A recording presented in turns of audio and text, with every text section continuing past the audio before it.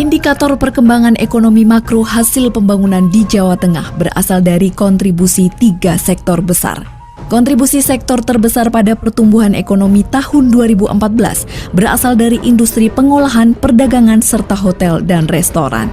Tahun 2015, pertumbuhan ekonomi ditargetkan sebesar 6,0 sampai 6,5%, meningkat dari pencapaian di tahun 2013 sebesar 5,8%, sedangkan pada akhir tahun 2014 pertumbuhan ekonomi bisa diraih sebesar 5,9 sampai 6,4%. Pemerintah Provinsi Jawa Tengah tetap memfokuskan tahun 2015 ini sebagai tahun pembangunan infrastruktur dan pengembangan wilayah. Infrastruktur yang buruk akan mendorong disparitas harga sebagai akibat tersendatnya distribusi logistik, ekonomi biaya tinggi, inflasi, terhambatnya investasi, terhambatnya kegiatan sosekbud masyarakat, dan menurunnya daya saing daerah. Perbaikan infrastruktur menjadi fokus agar dapat mendongkrak perekonomian Jawa Tengah. Untuk itulah, dipandang perlu menjaga kondisi infrastruktur dalam keadaan dan kondisi handal untuk memfasilitasi aktivitas dan mobilitas orang dan barang di Jawa Tengah. Program peningkatan pembangunan infrastruktur untuk mendukung pengembangan wilayah termasuk dalam kebijakan belanja langsung. Untuk membiayai program dan kegiatan prioritas serta program pendukung operasional pada seluruh SKPD Provinsi Jawa Tengah pada tahun 2015 adalah sebesar Rp5,693 triliun, naik Rp1,533 triliun dari anggaran tahun 2014 sebesar Rp4,159 triliun. Panjang jalan di seluruh wilayah Jawa Tengah pada tahun 2012 menurut Dinas Bina Marga Provinsi Jawa Tengah mencapai 26,41 ribu kilometer. Panjang jalan tersebut terbagi menjadi jalan nasional sepanjang 1,39 ribu kilometer, jalan provinsi 2,57 ribu kilometer, dan jalan kabupaten atau kota 22,46 ribu kilometer.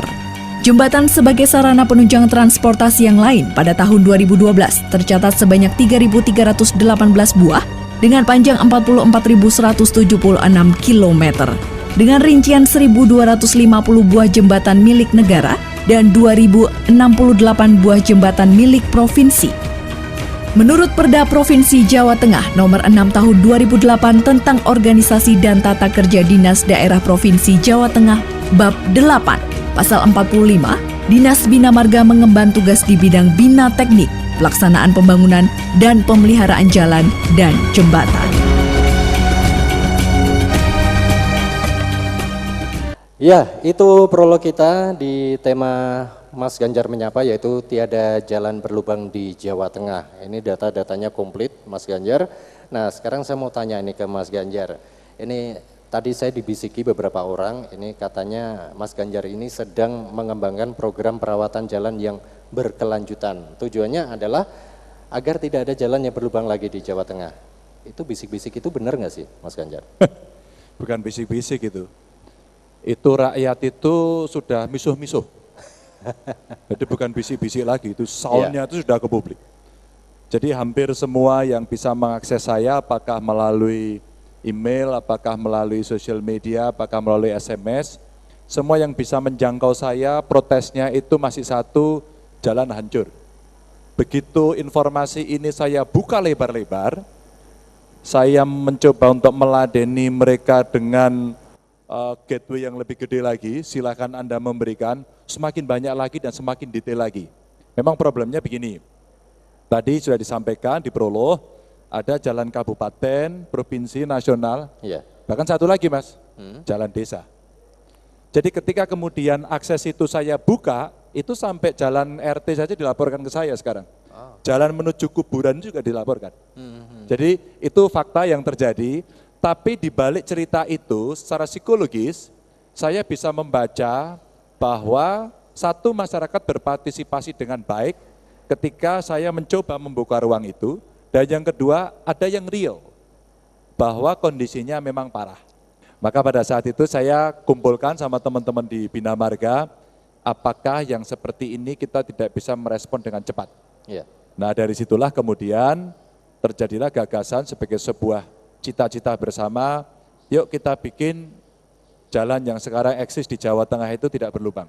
Tapi nanti ada catatannya, Catatannya yang belum sama sekali bisa disentuh dengan anggaran, ya pasti bukan berlubang lagi, masih hancur gitu loh.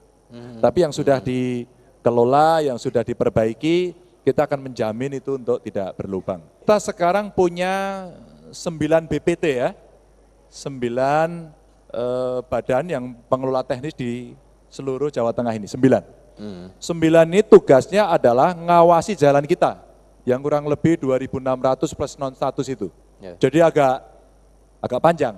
Jadi mereka tiap hari saya hitung bersama teman-teman Bina Marga ini, rupanya dia tiap hari harus bisa memantau kurang lebih 30 km jalan.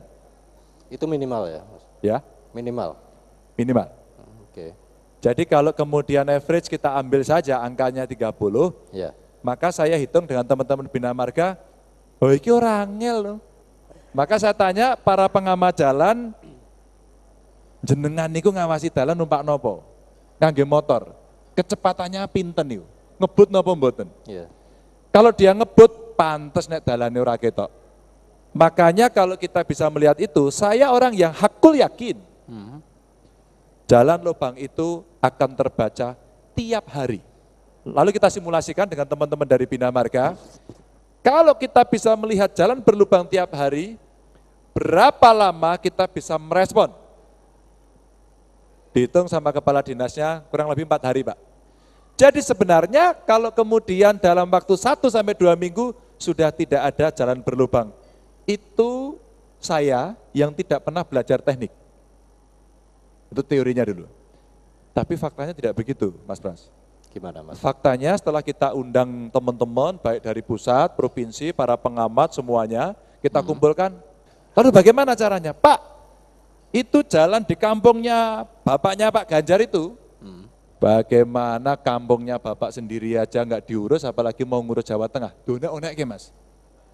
Yang gondok, aneh tenanan itu. Iya. Gimana? Saya harus jembar dadane, terus kemudian kita umumkan, dan kita undang, ternyata itu jalan nasional. Akhirnya kita undang dari PU Pusat, terus kemudian menyampaikan penanggung jawabnya, dan disampaikan, Pak Gubernur, itu didandan, ditembel, nganti bola bali, boyoke pedot, tetap aja itu akan rusak. Karena apa? Kondisi jalannya memang sudah harus diperbaiki. Jadi ditembel itu enggak cukup. Kata istilah mereka itu ditembel sini gerak sebelahnya, tembel sini gerak sebelahnya. Jadi jalan juga bergerak ternyata. Nah, dari itulah kemudian cerita ini membuat bahwa paradigma teman-teman di Bina Marga Jateng sekarang berubah, Mas. Bergeser. Ada paradigm shifting dari mereka. Nah, ketika kita bicara rusak berat, sedang dan ringan itu ukurannya adalah kecepatan. Maka kondisi sosiologis dengan teknisnya berbeda. Maka paradigma berpikir kita juga harus kita rubah. Maka teman-teman sekarang membuat sebuah aturan baru, membuat klaster baru, jalan itu hanya akan ada 2 saja, Mas.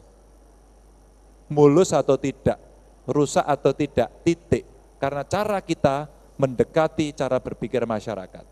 Jadi kalau hari ini kemudian kita mendapatkan laporan evaluasi dari teman-teman, akhirnya kami bisa memetakan bahwa persoalannya cukup kompleks, cukup rumit, maka secara sistemik kita harus juga membuat treatment yang bisa juga merespon hal yang kompleks dan rumit itu.